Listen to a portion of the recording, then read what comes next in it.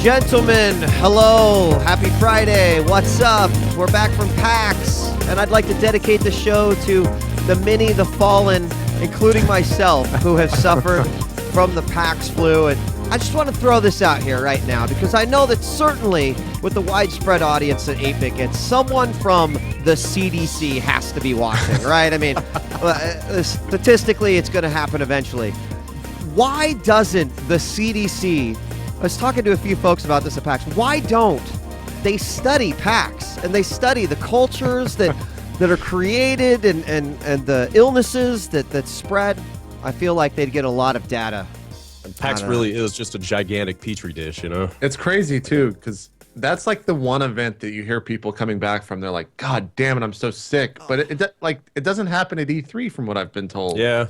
Or like we'll go to an MLG and like you'll have like a day or two where you feel a little shitty. Here's what I think, JP, is that E3 is like going to convention with a bunch of robots a little bit. Just a little bit. Whereas like PAX is like, hey, I want to shake your hand. And let me give you a bro hug. And, that leads to... Yeah. PAX is real and raw and human, and filthy. Yeah, exactly. I was telling Brad right before we went live, like, while you had us muted, I was thinking on like Saturday... Maybe Sunday, I was like, man, I should have fucking gone to PAX. And then Tuesday hit, and everyone's like dying on their deathbed. I'm like, fuck yeah, I didn't go to PAX. Like, I'm so glad that I'm not sick right now and having to deal with this bullshit. So none of us here at Giant Bomb have gotten anything, and I thought we were like totally in the clear today. And then like this morning, like 5 people on Twitter I've seen have been going like, oh, there's the PAX flu. It's just like, it's like, there's like this extra long incubating strain that's going around now. And like now I'm super scared going into the weekend that I'm going to feel like shit. I'm not surprised. You're going to get off on Friday, step outside the office, literally the first step, and just sneeze. And you're like, fuck. Why? It couldn't wait until Monday? Like, why? Yeah, I got the worst flu of my entire life after a PAX East like 3 years ago. Like just laid out for almost like could not get out of bed for like 3 days. And ever since then, it's like rolling there with hand sanitizer. Yeah. I try to, every time I go into the show, I always try to do like the sanitary fist bump or like the elbow bump instead of the handshake. Right. That lasts for about 5 minutes. Yeah. You get through like 3 people of doing that, and then like you start feeling so weird when people look at you funny every time you do this instead of this that you just it gets awkward real fast, doesn't it, Brad? But it is. It's like so smart. The whole fist bump thing is like ridiculously sanitary. At least better than shaking hands. But, well, before we get too into it, guys, welcome back, Brad Shoemaker from Giant Bomb, joining us. Brad, congratulations! You've now been on the show more than any other guest, which is like no other guest. Well, he was at he's our only guest we've ever had. He's like the only guy that's like. Yeah, I guess I'll go on that fucking terrible show. I got nothing going on. So thanks for joining us yet again, and we return to a more loose format. We're going to talk plenty about PAX, including in our first segment as we get up here on what we're playing and what's now playing. So I'm going to let JP start. He didn't go to PAX, so he's going to probably have a lot of non-PAX games on his list. JP? Well, we'll just start off with Final Fantasy 14 was there. And we, like leading up to this show, or leading up to, I guess, the release of Final Fantasy 14, I was fucking on that horse, man. You were. I was so into that game. Branded, I was so excited. Bought a new saddle for it. Everything. Yeah. I was selling. I sold Brad. I think I did get Brad to play the game. You were the sole reason that I installed that game. That doesn't mean that I've really gotten to play it, but it's on my machine. We did an episode 2 weeks ago, so I think. Phase 4 weekend had happened, and that was the biggest shit show I've ever seen. And then release week happened, and that is now like, look, I know MMO launches are never a good week. They always have issues, right? But god damn it, Square, like you totally ruined that entire game for me, and I haven't played it since last Monday. I logged out because I thought, what the fuck am I doing with my life once again? And I'm not playing the game anymore. I just cold quit it because, well, they eventually like redacted this, but they announced that you can't monetize anything last Monday when the game was about to come out. Right. I was like, well, fuck that. Like, I can't stream it. I can't put it on YouTube. So I deleted like the 700 gigs of footage that I had over the course of the phase 4. And then like 2 days later, they're like, you know what? you can monetize this shit. I'm like, God damn it, I fucking got even more mad. So glad I quit that game. People are Wow, I hadn't heard about that turnaround. That's crazy. That seems really out of character for them. I think that was on like Friday or something like that. Do you have any idea what led up to them changing their minds? I have no idea. I don't know if it was. It had to have been community out. It was rampant on NeoGAF and our games. It was everywhere on like Square Enix is so crazy, and I know that everyone that has like a YouTube channel was talking about on why it's just ridiculous. So I don't know what led to it. They never really said, but I imagine it was just community reaction. So I got a couple questions, JP. So first off, I had actually said this on Twitter because I find this whole thing incredibly interesting how especially MMOs will come out and then on Twitch they'll hit like top 3 because I feel like a lot of people want to get in there. And then I feel like you can gauge the success or at least, the moderate interest of an MMO based off of the number of viewers that it sticks around. And there were so many people that were like, no way, no one's going to watch this game. No one cares. It's been crap. And not only did it hit the top 3, JP, but it also like has stayed in the top 10 since its release. So there is still interest in the game, I feel like. Do you just, I mean, is it just those hardcore MMO all-time guys that are in it? I think what it was is like, pretty much everyone's played WoW for at least 5 minutes, right? And anyone that like played it longer than that has kind of that MMO itch that every now and then they like to scratch just a little bit. And when an MMO comes out, everyone wants to know like, is it any good? What are the systems that are involved in this game? Because it's one of the only games that has like 30 or 40 different systems that you have to learn over the course of the game to understand what the fuck you're doing. So something like Twitch where you can sit there and watch that and kind of live through someone else's experience to realize if that's going to be something you enjoy is, I think, what's happening. Because, for example, like I watch Tally, who I think has been the top streamer most of the time with it, if not all the time. Well, Duck Sauce is number 1 right now. Okay, Duck Sauce is pretty good. Gotcha. And like I don't know. He hit max level. Most of the people were max level on Tuesday, at least that I was playing with. So I was like, "Fuck this game!" Like, came out 2 minutes ago officially, and they're already level 50, and I'm like so far behind. But it's just wow. They're like grinding dungeons, same dungeon over and over, and they're getting their justice and valor points with whatever the Final Fantasy 14 equivalent is. That's the WoW terminology. And they're buying better gear. And someone on, I think there's like on all the Final Fantasy 14 forums, they're already saying like there's no more in-game content for them to do. Like they've already completed everything that you can do in the game, and it's been out for. It's a sad day when guys are tweeting that we've beat the MMO, guys. It actually has a credit scene at the end of the game. When you finish the story, you see credits. And then like it pulls back, and then there's like more story after that. But coming soon in 8 months. Yeah, it's a minor little issue of presentation, but I was surprised how much the title screen looks like a console game. It's like logo at the top, and it's basically like press start. Options. Like it looks like a console Final Fantasy. Yep, even though it's definitely not. There definitely are like a lot of things that are cool and enjoyable about that game. Like for example, it probably has the best story or an actual story of like any MMO, like full on cutscenes, bosses. The fan service is crazy. Like. The last dungeon, you fight an Ultima weapon. You get in like a Magitech armor and like ride around, and you're like shooting the lasers and shit, trying to get to a certain person. And then when you beat that dungeon, that's when you're given your Magitech armor mount. And like, there's tons of little like the good guy, the main good guy is named Sid. So like that's in there. I found Biggs and Wedge early on in the story. So there's all the little like Final Fantasy.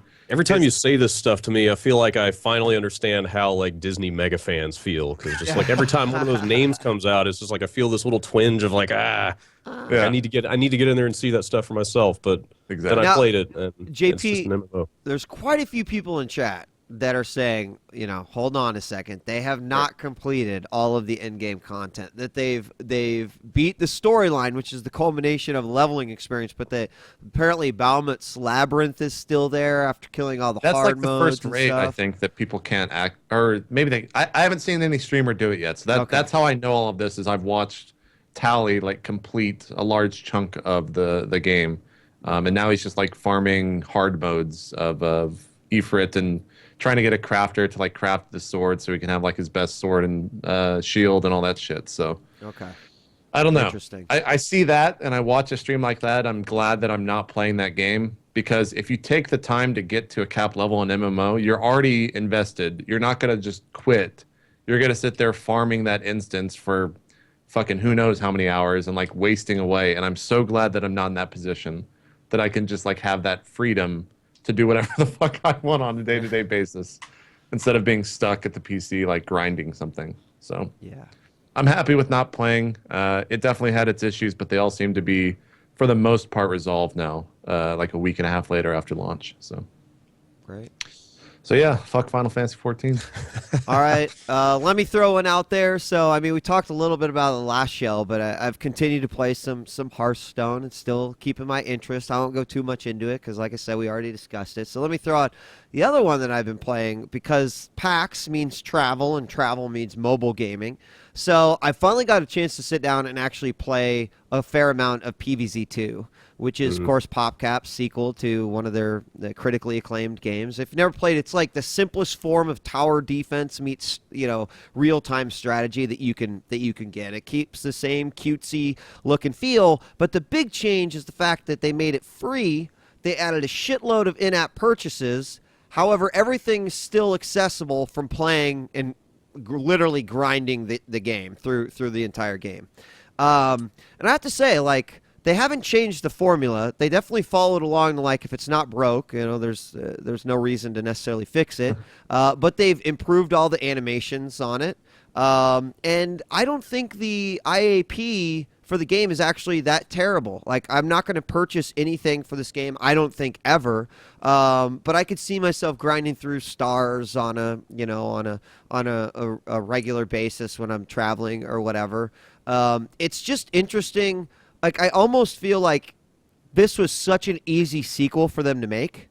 And I don't know if you guys have seen the Garden Warfare stuff, but that game... Well, I've seen the videos of it. Like, this game, I mean, graphically, it blows my mind what they're doing in this game. It's really, really impressive. But I do kind of feel like, I wonder why it took them so long to make this game when it seems like such an easy upgrade for them from the last game. And I don't know if it's just because I'm sure PvZ sold until the moment they released PvZ2. And I'm sure it will still sell to this day.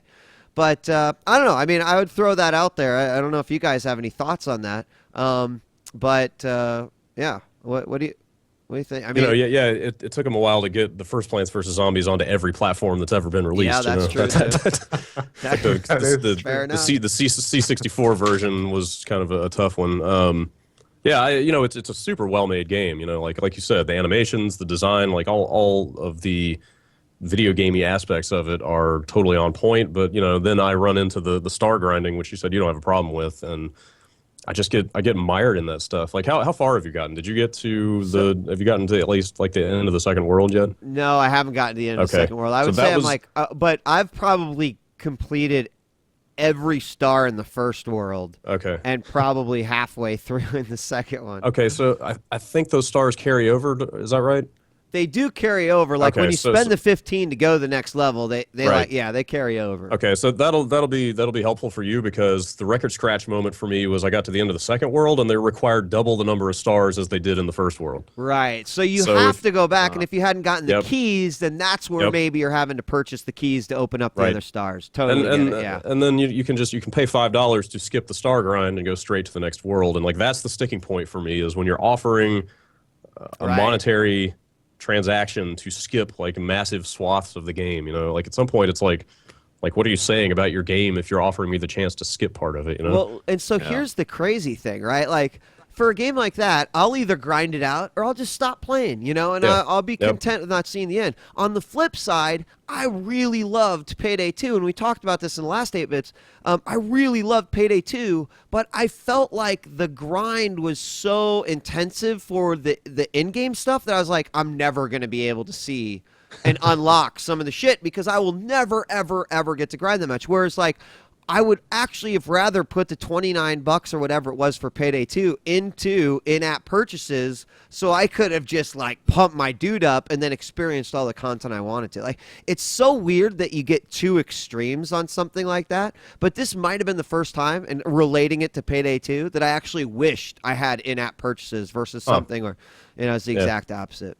Yeah. Interesting. Yeah. Yeah, I don't know. For me, at least with PVZ2, it's like it's just an issue of the way they present it somehow. It's like this psychological thing where I would rather put $10 into a tip jar than pay $10 to circumvent like some arbitrary design that like this wall they erected just to keep you from progressing. It feels a little insulting somehow. It is. So check it out if you're if you're into the grind. Like, my kid will play this for 4 years, man, and he will get every second out of it probably. But yeah, I have a feeling it'll be one of those games, which happens many times. Grind it out. I get to that point, like you mentioned, Brad, where it's the record scratches, and then it gets deleted. But I always like to see how far I can play before I'm just like, won't spend a dime, delete, done. Anyway, Brad, what about you? Yes, what sir. you been playing?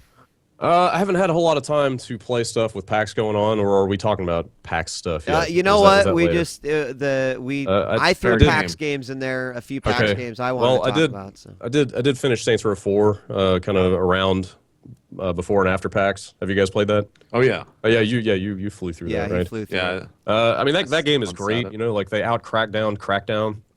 Like it might be the best open world superhero game I've ever played. Those orbs are fucking addicting. Yeah. How many did you get? I don't even. I one sat. I beat it one day, so I don't really remember. It wasn't too many. But I played the entire thing co-op. Oh wow. So like one of us would run to the story, and the other one would be like, "All right, I'm gonna collect some orbs." Because when one guy collects them, you both get them.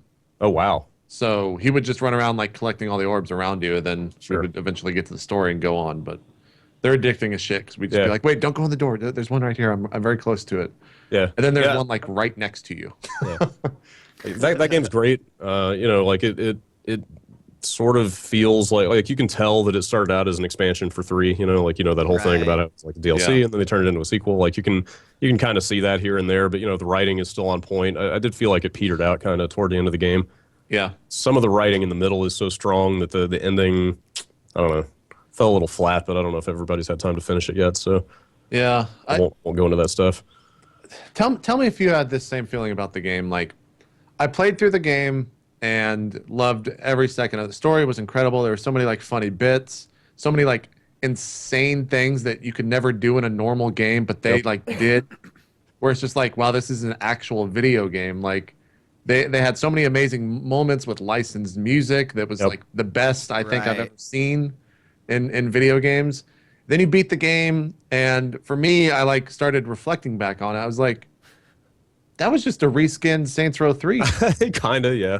Like, I played the same city that I did the entire time in Saints Row 3. Like, yeah, it's a little bit of a shame. I mean, they did keep it fresh enough with the superpowers. Being able to jump over the buildings and stuff like that really helped kind of liven it up. But I don't know. I'll cut those guys some slack because they went through a change of like corporate ownership halfway through the game, and who knows what weird logistical issues they ran into. Yeah. But it's still hard not to notice that stuff when you're playing through it. But I mean, some of the DLC they've got coming out for that sounds so insane that I'm optimistic that game's going to have some more life after this.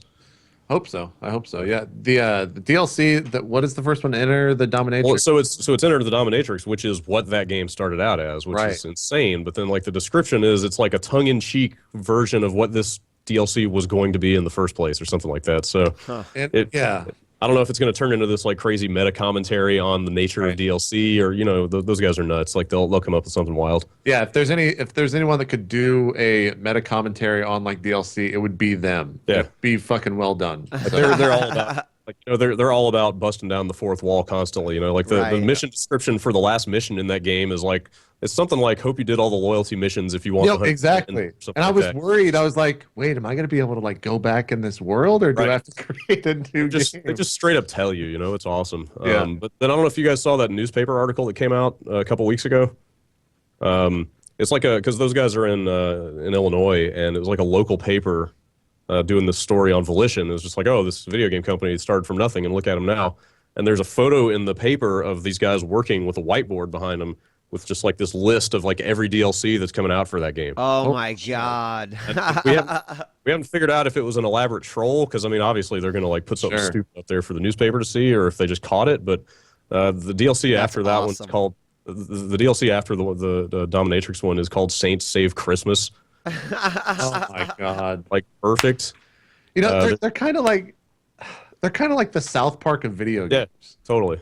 So, all right, so I love that there is that now. You know, or somebody on Twitter I saw was describing it as like the airplane of video games. There you you know, go. exactly. There you go. Yeah. On love that exists. On Reddit, there was a guy going, my thoughts for the next Saints game, right? Like, and it started this discussion on where do they go from here? Like, how do you go more crazy? And one guy was suggesting that, like, you know, the popularity starts to decrease, so they actually build a time machine to go back so they can, like, make a different decision.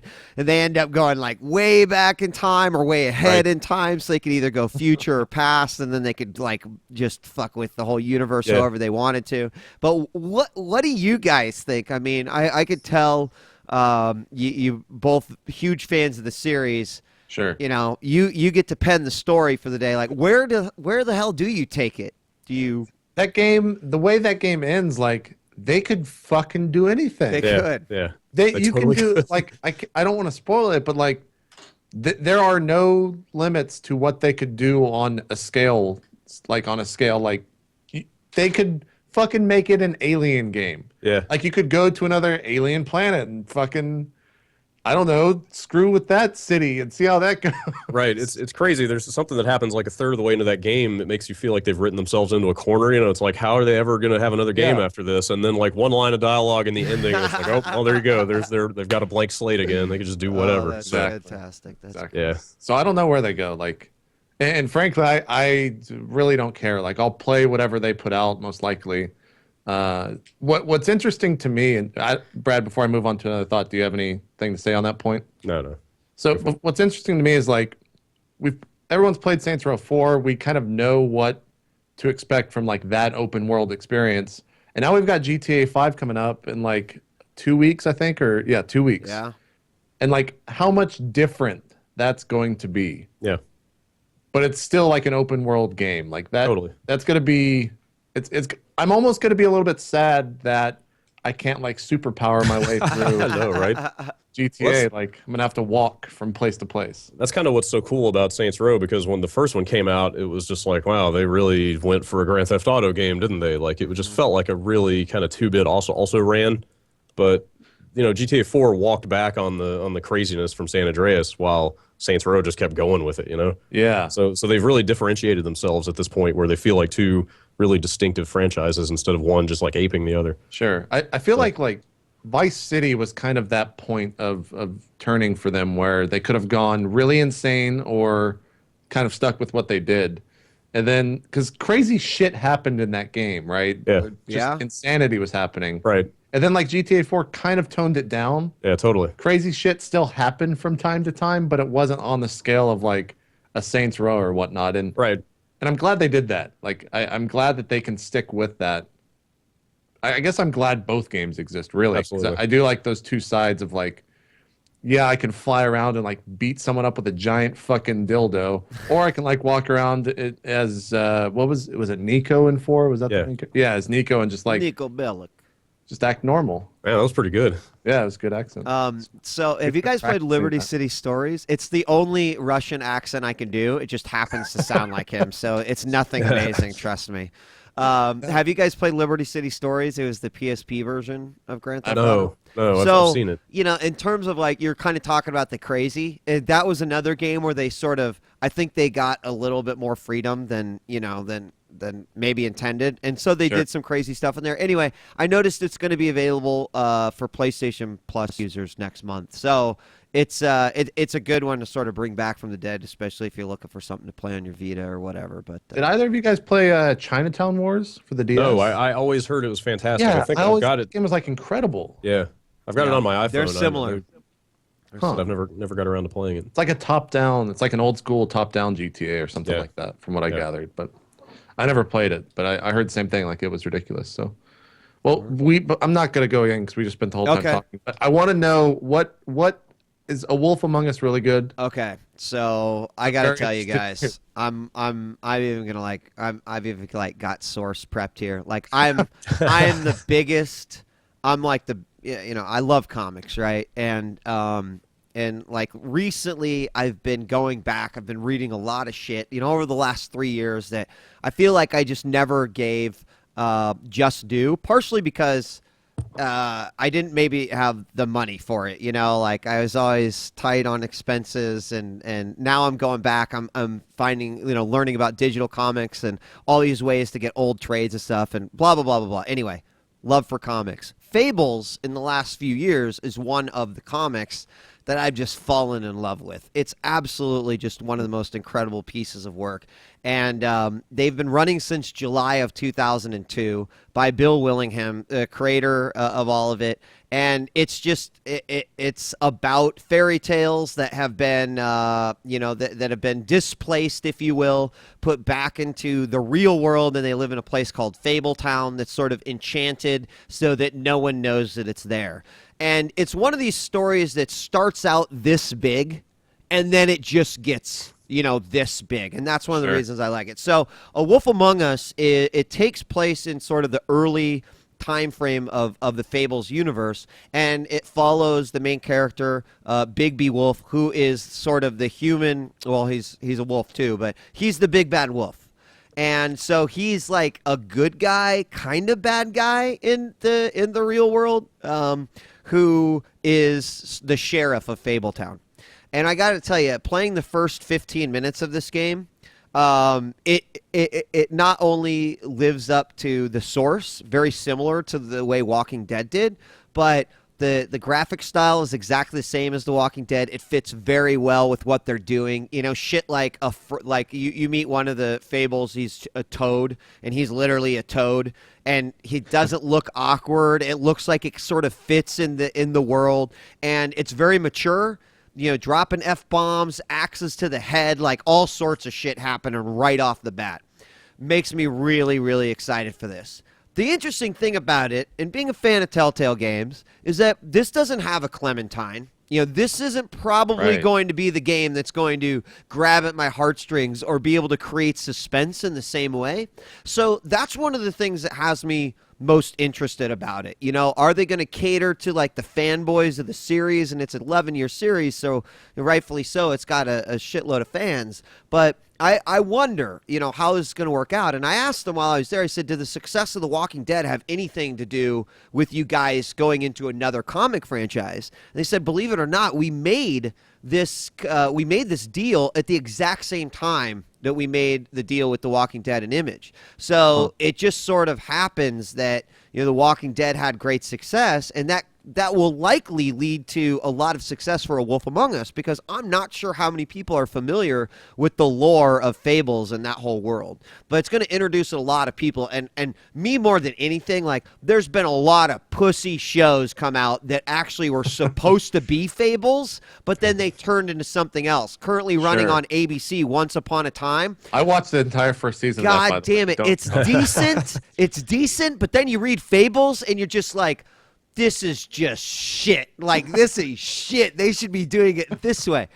Anyway, so that's my thoughts on it. Yes, JP, I'm there. Day one. I'm all over it. I can't wait. I wonder if it's going to have the same success. And alternatively, I feel like, or I wonder how much of an impact this will have on the comics and some of the other stuff that Bill Willingham has worked on before. So, I mean, Walking Dead was so big, the game was so big that, imagine a lot of people are just looking at Telltale going like, I want whatever you're doing next. Exactly. But from what you saw of this, does this seem like it would be a good entry point to this franchise for people who have like no idea what Fables even is? Absolutely. Because what I'm hoping happens is that it's early enough that they're not going to probably spoil any key components to what makes the book great later on. The flip side to that is that there are some moments in the book that I would love to see like put into the game, even if it was like stuff you didn't quite, because there's a lot of shit happening, right? So you don't necessarily get focused on everything. there's a lot of ways that they could kind of go off, tell backstory about the characters or explain, further how something happened. And, there's a lot of characters also that I guarantee you're going to see in this first game that end up that are so trivial in the grand scheme of what happens, but are like massive, massive plot points in the future. It's one of the reasons why I also love the book, because you could write off a character for 40 issues and then they turn into like, the fucking equivalent of a Super Saiyan character that you're like, holy shit. So yeah, I think it's going to be a great entry point because it starts off early enough in the book that you haven't quite got to see the big picture yet. Cool. So Walking Dead obviously was kind of like another story within that universe. Right. Is Fables telling the same story that the comic did? It seems like it's working off of the characters, and that's a great question. Okay. Like so far, they introduced 2 characters like right away. Your Bigby, he's a main character throughout the series. Right. He would be the equivalent of if they did Rick Grimes in The Walking Dead, but it was story that didn't come from the comic. But you immediately see the Woodsman, who was new, Toad, who was new. And I think the Woodsman is actually referenced in the original Fable source because he's the guy the Woodsman is the guy that actually saves Little Red Riding Hood from Big Bad Wolf. So I assume that that's going to be a bigger part of that story. So the other question I have, it wasn't for me a big concern. I love the shit out of the Walking Dead game, but is it more of a game than Walking Dead was? Because no, it felt exactly like Walking Dead. It felt exactly the same. I mean, you got to give it to Telltale. Like they've got a formula, it works, and they stick to it, right? So it's Are they still doing the timed dialogue choices like The Walking Dead had? Like, yes. If this is going to have like branching story paths? It will. Okay. I confirmed it, and they actually in the demo they let you play. They make that more known. So like before, they say like not making a choice is a valid choice, that sort of thing. Because I don't know if that ever happened to you guys in The Walking Dead, but it happened to me a few times. Right. Now I gotta say, I played that Walking Dead on PC. Holy shit! They had the demo set up on console controllers. Get that shit out of here. Get that shit out. It was horrible. I was like, oh my God, I feel bad for all the people that have to play The Walking Dead on controller. I played it on the PC, but with a controller. Same here. I really didn't have a huge issue with it. Well, you know what? Maybe maybe I should say, in the demo, there's a sizable big fight scene that takes place early on, and there's a lot of clicking and right trigger, left trigger, and I was like, man, fuck that, man. Mouse click, mouse click, mouse click. Like that's what I want to do all day. Sure. I don't know. You're right. There were a couple parts in The Walking Dead where they wanted you to hit like some action cue really fast, and it was kind of tough with the controller. That is actually true. Yeah, you're right about that. I would use like a mouse because it would be right on the desk. It'd be like, okay, let's click that real quick, and then I'll go back to the controller right away. Yeah. I don't know. I just enjoyed moving around the environment better with like a thumbstick. I could see that. I think with but I don't know, man. I've played a lot of PC games that people would be like, "That's weird," but WASD. Like I played a few of the Tomb Raiders on PC WASD, and people are like, "I don't get it," and you're like, "Actually, for precision on a game like Tomb Raider, like I'm talking like 2, 3, some of the originals, good shit, good shit." But anyway, well, there you go. I guess we can kind of use that as a transition point, and Brad, I sold Marcus on Brothers last night. Yeah, I'm in. Oh, great. You had no idea what it was. And I'm actually having this with like a lot of people. Like, oh, dude. Nobody have no idea what it is. Like 2-3 days before that game came out, nobody knew what it was. Like it got about a 10-second trailer at the Microsoft press conference at E3, and that was it. Like that game got no marketing. That's crazy. And it's tragic because it's Starbreeze, which is like a really quality developer. Like they made some. They just made Payday 2, for example. Like that came out. Right, and they made The Darkness and Riddick Butcher Bay and like a bunch of great games. But oh hell yeah, it's it's a really different game for them. Like they've done a lot of dark, gritty kind of stuff, and this is a lot more of a storybook. Like I don't want to say lighthearted because there's some kind of grim stuff in there, but it's different than stuff they've done before. But regardless, like that, it just got no promotion whatsoever. Like nobody knew anything about it. Yeah, I mean, I guess the biggest promotion was that it was Xbox. I think it was number one on the Xbox Summer of Arcade. Which historically, there's been some really great stuff to come out of that. Yeah. Oh, absolutely. Yeah. And like every critic, everyone that's played it like swears by this game. Like you were on the Bombcast, I guess, famously like saying it's your game of the year. Top well, blah blah blah, whatever that whole. It's definitely in my top 10 is what I was saying. Sure. The wager is I don't think anything will come along that will knock it out of my top 10. There you go. And so that got me like I was interested in it, and then that sold it to me, and then I played through it, and I'm like right there on board. What I was using as the transition was when you install this game on a PC. I played on the PC, by the way, Brad, not on the 360 or anything. It's like you must have a controller to play this game. Yeah. And I put up a video on YouTube about it, and a lot of people in the comments are saying like, no, you can actually play it with a keyboard.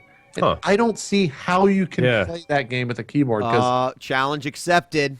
Wheat, look, this is the control scheme, Wheat. And I think I told you this, but there's 4 buttons in the entire game, right? Oh. You control 2 characters at once. The left trigger and the left analog stick control the left brother. The right trigger and the right analog stick control the right brother. And that's it. That's it. And like it's a puzzle game, but it's more like a mental exercise sometimes of like moving both at the same time. Okay, interesting. Yeah, you're right. That would be really, really awkward with a keyboard now that you mentioned If you can play this with a keyboard, I will be super impressed because there's moments where like for me, I had to actively say out loud like left, right, left, right, because my brain would get so fucking confused sometimes. There's definitely moments where it's almost like you can feel wires crossing in your head because your thumbs are not obeying what you want them to do. So tell me this: when you played the game, Brad, did you keep one brother on the right-hand side and one on the left? That was very specifically. That's what was throwing me off was when when they would cross. When they were on the opposite side of the stick that controlled them. That's when I was like running them into each other and stuff. Exactly, like it's crazy. The second they cross each other in the stream, my characters would just start like running straight into the wall, and I'd be like, shit, I gotta get them back over to the side. But that's the thing about the game. Like you're never going to be in a situation where you have to really look and think about how to solve the puzzle. Like the solutions are fairly evident. You know, like it's not shape or form complicated. But again, it's getting over that like that just the obstacle of your dexterity and being able to do that stuff at the same time. Yeah. But the story, the subject matter is really touching in that game. It's rendered really well. Yeah. There's some really strong kind of elements of family in there and stuff like that, and then they ultimately tie the mechanics, the way the game plays, into the story and the themes in a really kind of interesting way. I mean, everything about it just looks fantastic. I mean, just looking at the screenshots right now, we watched a little bit of the video just moments ago, but I mean, the environment looks amazing. The lighting looks really good. Even the animations look super fluid. I saw that one where they're floating on the boat. The water looks good. You know, like it's usually you get a game like this and there's something you're going to point out and be like, oh yeah, but this actually part looks like, I mean, everything I've heard about has been really fantastic. Yeah, I think the environment design is actually immaculate in that game. I think that might be like my favorite part of the game. Yeah, it's just like they just depict this kind of really well put together fantasy kind of storybook world, if that makes sense. Mm-hmm. Like you're moving from environment to environment so quickly. They never linger in one area before you're on to like a totally different looking area. Can I ask a question about that, Brad? Is like, I get the feeling, the impression from the screenshots is that you can actually see a lot of what you'll eventually get to. Is that a sort of an ongoing theme? There's a ton of foreshadowing like that. Okay. Yeah, absolutely. They even go so far as to like throughout the entire game, there are just benches that are placed throughout the world. And you can just go over and like, if you hold down both left and right trigger, your characters just sit down and it kind of draws the camera back and it like shows you the landscape. Nice. Yeah. That's awesome. And I can't for wait me, to play like this. I rarely do that in a game, but in this game particularly, I was like looking for these spots every time because I didn't want to miss like some grand shot that they had of something that might be coming up or just like an amazingly rendered fucking skybox. Totally. Which there are like amazingly rendered skyboxes in this game. And I think that the fact that there's no HUD in this entire game at all, there's no button prompts on screen or anything like that, like really sells the game for me. Yep. Because like if there was, I'd be a little bit upset that it was like blocking the art of the actual game or the way it looks. So and also, you know, they leave it to you to figure that stuff out, and when you do, it's really satisfying. You know, the process of discovery and kind of understanding how these things all tie together is really nice. But there were two issues that I had with it. One since I played on the PC, I guess these are just common bugs, or I don't know if it was because I played it in one sitting and like it didn't load the assets correctly or something. But at 2 points throughout the game, there were just like the end scene of a certain sequence. There was a dark, heavy, like just solid black shadow of a character frame. In certain places. A graphical bug, or that was... It was like a graphical bug, but it was just like a perfectly rendered character shadow that was filled eventually by wherever that character or thing ended up at the end of that little scene. And it really pissed me off because one of the two that happened, and Brad, or I guess people that have played it will understand what this is, at the very end of the game, how you get from point A to point B is rendered the entire final scene on the ground. And so that I knew that was going to happen the entire time. Oh, that's a shame. And I was kind of like, Weird. I know this is going to happen. And that's really like, that kind of bummed me out. But other than that, it was really good. It was really good. That's a shame. Yeah, it does have a couple issues here and there. We ran into a pretty serious game-breaking bug that we had to start a whole chapter over for on our video. But and the thing you said about playing the whole thing at once, I am the last guy that would ever want to sit there and play an entire game start to finish. But this is totally one of those games that everybody should do that with. Oh, yeah. Because it's like 2 or 3 hours. It's like 3, maybe 4 hours long. It's not a huge experience, and like I said, it moves so quickly. You know, they quickly get you from one area to the next. You never feel bored with what you're looking at, and the whole thing, almost like watching a movie. You know, the story is constructed in such a way that it's a lot more meaningful if you kind of take the whole thing in from start to finish. Did you do a lot of the side stuff? Like, I didn't. I missed most of that stuff until I played it on the Xbox, and then I finished the game, and I only had like 2 of the 12 achievements. I was like, I'll go back and look that stuff up. Right. They're actually like meaningful. That's the thing. I went back and did all that stuff, and it's not just like, run and climb up this tree or whatever. There's like significant little. I mean, it's not relevant to the main storyline, but these like significant little interludes with these kind of self-contained moments off to the side that you might miss, but all of them are totally worth doing. Yeah, I mean, I guess one of the early, just so people understand, like one of the earlier ones, I think it might be even the first one, is, and they're all like little side paths off the main path of the game. Yeah.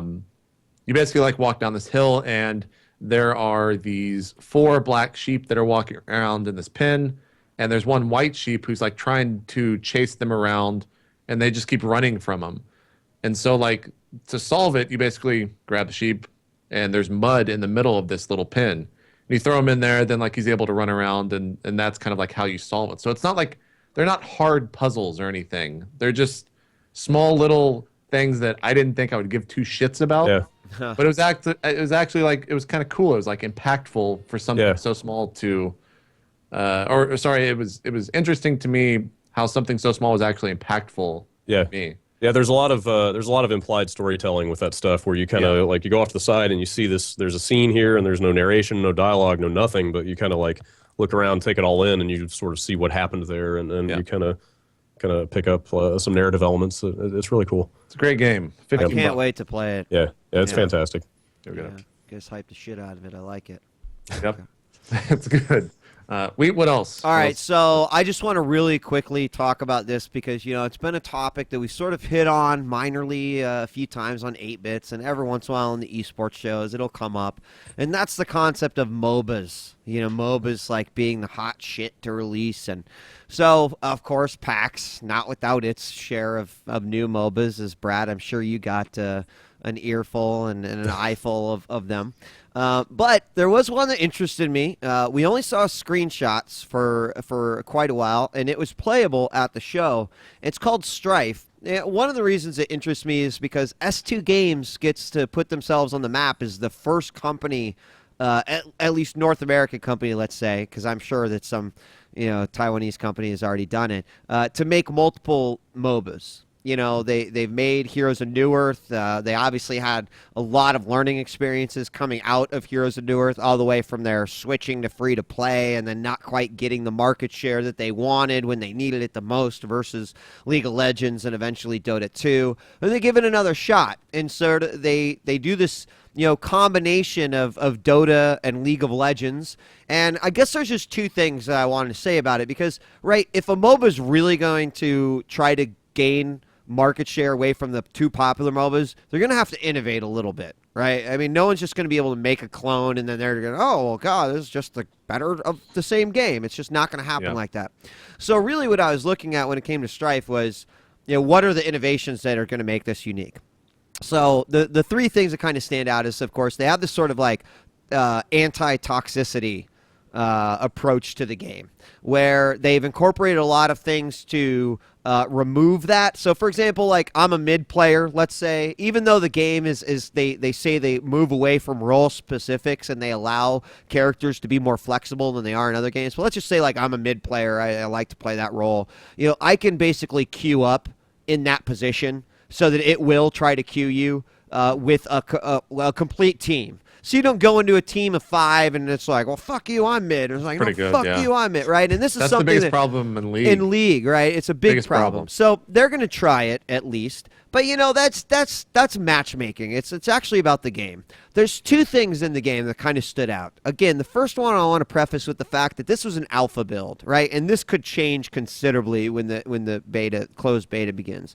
But, in both League of Legends and in both Dota, there are some times where team fights kind of are like 90s raves, where there's a lot of shit going on, and if you're really unfamiliar with the game, it can be really difficult for an eyeball to sort of translate what's happening. And you're right. That was going to be the next point. If you are, it can also be difficult.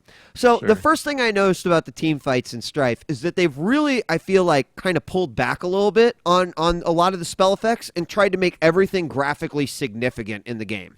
So, when you saw a root or a pole, they, so I'm trying to think. They had this like one sort of plant-like character, and she had imagine kind of like a blitzcrank pole, but it was a lot slower. So this huge vine would come out, and it would attach onto the person and have a nice animation, and then it would like slowly grow back towards you. But it was like a very clean, type thing. When someone got, a shield power up, it was kind of evident with sort of the spell animations. And again, this was an alpha. It could be that when the beta comes out, it's like, ha-ha, bam, bam, bam, bam, bam, and optimization makes it totally the opposite.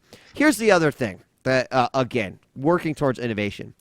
Let's just say the Baron mechanic, right? Every MOBA, has a Baron mechanic, so to speak.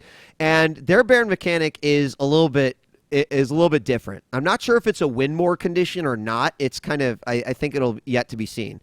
But the Baron is this like woman who, if you guys know who Kayle is from League of Legends, kind of looks like Kayle a little bit. Wings, big sword, kind of floating right above the ground. And behind her is this giant beast that's like chained up. And when you kill the Baron woman, you unleash the beast. And so you get to choose what lane you want the beast to be unleashed on. So, like, let's say your team, you win the Baron fight, and you're like, we're losing top bad. So let's send the beast top while we push bot. Or let's send the beast top, and then we'll all go top. And so, is this enough to steal away the market share? I don't think so. These are the things that, like, I was like, oh, that's a cool idea. That's something different that I haven't seen. And it interests me to think how will that affect the game in both competitive and casual play. But the game looks nice. It feels very, very nice. I would kind of like put it, I would peg it up there as sort of like if suddenly Riot released a new engine next week, it's kind of what I feel like we would get. If that makes sense. They're kind of going for that art style from what I saw. So what are they going to do? I don't know. How much market share can they take? I don't know. Han, at least in their world and their population, has been successful, although not like worldwide global successful in the same level. Is there even room for more? Who knows? But it wasn't one like Infinite Crisis, admittedly, where I played and I was just like, cool. It's like forgetful, yeah. That's kind of the thing that I think the MOBAs, like with Dota 2 and League of Legends being like the big two, right? I think that MOBAs coming into that world can't expect to like form the big three. I don't think they're ever going to reach that size, but what they can do is like take elements that are annoyances in like League and Dota and like slowly like chip away at those numbers. And even if you get like a small fraction of those numbers, your game's going to be successful because those numbers are so fucking huge. Right. I mean, it is a little bit of the MMO mentality, right? But what I feel like happened with World of Warcraft is that everyone just tried to create World of Warcraft. It wasn't until a couple years where they're like, man, maybe we should innovate or try to... I honestly think like it's just now starting. Like, yeah. Like Final Fantasy 14 is 100% a WoW clone. Like there are little things in that game that are pretty different, completely different, but for the most part, it's like World of Warcraft, but done in the Final Fantasy universe. Like, so I don't know. It's almost an annoyance where there's like now like the big thing is MOBA games. That's what everyone's like cashing in on. Or trying to cash in on. But I mean, we talked about this before. Like, this is gaming, right? I mean, that's just how it works. Like, I was even thinking about this morning as I was, because shower, some of the best thinking gets done. But I was like, when FPS came out and the same thing happened, FPS, and then people were like, how do we make a new FPS? And someone's like, well, let's make Descent. Let's like fucking just throw in the Z-axis and make people sick, and it'll be awesome. And then it just sort of goes from there. I mean, it was bound to happen. The crazy thing is like I feel like it's exponentially happening because of the numbers that Dota, that League of Legends, and that other MOBAs in even Southeast Asia that we don't even know about that have hundreds of thousands of players. Partially it's a cash grab. Partially I think it's companies are gonna like. Let's see if S2 Games continues to just say we want to try to make that best MOBA, and that's what our company does. So, I don't know. Any thoughts, Brad? Yeah, I mean, obviously, like you said, nothing's going to stop like this army of clones from coming out. Like the only thing you can hope is that those things are coming from a place of actual creative inspiration. Like you said, they have something new to offer the genre, and it's not just a bunch of guys in suits going like, League's big, we got to get some of that money. Yeah, here's the checklist. We got to make sure it has all this. Yeah, right. I mean, the thing you mentioned with the strifes, like Roshan kind of variation, like that's interesting because they're not taking the table and like totally flipping the whole thing over. Like they're taking the existing framework of the genre. They're just making little tweaks here and there and like that. Who knows what kind of effects that could have. That it's cool to see like little ideas manifesting in this kind of more familiar formula. Yeah, like strategy-wise, I mean, split pushing is like a very big strategy, or I guess common strategy, like in League and Dota as well. So for them to like have a mechanic like that, it's pretty cool. As long as it's not completely broken, it doesn't become like something you see every single game. Then that's pretty interesting thing that they're looking at and they're trying to do. Yeah, I'll be giving away some closed beta keys on Sunday during subscriber giveaways, so stop by Sunday. But it's interesting. I'll be curious when the closed beta begins. Just get a little bit more time. I felt like the hardware they were using at the booth, I even told them, it was like, fuck, man, this mouse sensitivity was like so high. I was like, I can't like even click on a fucking single minion. I don't know. So anyway, that's my strive. Is it in closed? Like, can you stream the closed beta, or is it not even started? It's technically not even started yet, but I think if you go to their page right now, you can sign up. But if you have the beta key, then you sort of reserve a spot. So when you sign up, there's a part that's like, do you have a beta key? And then you just click yes, and then you put it in there. My favorite thing about the flood of new MOBAs is seeing the ridiculous, unlikely properties that they're turning into MOBAs. Like Dead Island. Like, really? Like, what about King of Fighters? That's the that is the ultimate. It's like, King come on. Reed's got the biggest raging heart on for King of Fighters. That shit looks badass, dude. It looks badass. They have so many characters too. Does it actually look cool? It actually looks cool. Yes, like, it's cell shaded sort of King of Fighters characters. I'll try to find some screenshots. There's so many things like universes that I guess you could do that. Like, okay, I'm pulling it up now. Why hasn't Square made a Final Fantasy MOBA yet? Like, Pokemon. Yeah, like people keep talking about Nintendo Nintendo being in trouble. Like, why don't they just they've make got a a new Pokemon video. MOBA and start printing Yeah. money again? You know, Yeah, like I exactly. feel like there's a lot of opportunities for They that just stuff put out up a there. new- Can you imagine how My many video. people are going to want to play Sephiroth if they make a Final Fantasy MOBA? Or Cloud? He's going to be like the most picked hero of all time. Ugh. Oh, yes. It'll be a little bit dirty. That's a little dirty. They just released the My video showing her new skills. Are you showing it on the screen? I It'll am. be flagged on YouTube. I'm excited. Oh my, is it? Is it? No, I'm just, if it does, I don't fucking care. It's Oh, worth she's got a skill called bounce, but it doesn't involve her breasts. Of course. It doesn't. Of course It's she she's does. throwing her Of course she fans does. and they're bouncing off of. Yeah, that's what it Man. is. I don't know what it is. It's just I don't know. It's funny. It's that. funny. Like my interest in that game is that it's so fucking crazy that they're making a King of Fighters. I know. Where did that come from? Like holy shit.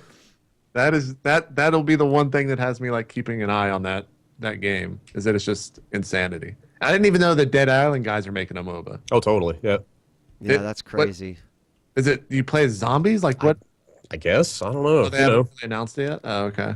You know, remember those 100 memorable characters from the Dead Island franchise Oh, of that you want to course. play in a MOBA? So There's my fucking Dead- blue dress lady zombie. Yeah, There's Hawaiian shirt man zombie with sunglasses. I mean, We're going by my Dead Island experience, then it was me dropping down into some random world and clipping through and then going all the way to the end of the zone and clipping back through because I played on the developer release, apparently, when GG. that whole game shipped. So oh my God. that game was crazy. Brad, do you have anything else that you've been playing? Not really at home that much. I mean, you know, played a handful of stuff at PAX. Yeah. Anything that really, I mean, we're about to talk about PAX. Well, maybe we should just take our break and start Okay. talking about PAX if there's anything. Sure. I think. Oh, You wanna do that? Well, go ahead. Go ahead, Brad. I will plug one other game that I was playing on the way to PAX and back for 3DS. It's called Steam World Dig. Have you guys heard of that game? Oh, no, I'm going to look it up immediately. I watched the quick look. Yeah, it's just a $9 little game on the eShop, and it's like love that. it's a really fun game. It's kind of this mishmash of like it's like a digger, you know, sort of like a dig dug kind of game, but there's like a Metroid element to getting upgrades and almost like a Diablo style. Like you go back to this town above the mine that you're digging in constantly to like cash in your gems and get the upgrades and like Why do you constantly just like say all the things that like interest Yeah. me in a game? Does Where I'm it just have any, like- you son of a bitch. and it's like kind of old school 16-bit pixel art. You know, it looks really nice. But it's just a really fun, like constant, like 10-minute cycle of like digging down and finding stuff and getting upgrades, porting back up to the town, cashing They stuff randomly in. generated? No, as far as I can tell, it's all the mine layout is all preset because there are like caves you find that you go into to get your upgrades and stuff like that. And I think all that stuff is all kind of set there. But I think if they want to like expand on that game and they make a randomly generated like PC port or something, then that is like fucking huge. Yeah, if that it is had, like- hitting on all the Minecraft players, like everyone's immediately interested in that. totally, like an endless mode of some kind. Exactly. Yeah, exactly. Where it kind of keeps regenerating stuff. Like, yeah, people would be apeshit for that. But even as it is for $9, like it's a really fun time waster. Is that on the eShop? Yeah, Yeah. yeah. It's only on 3DS right now.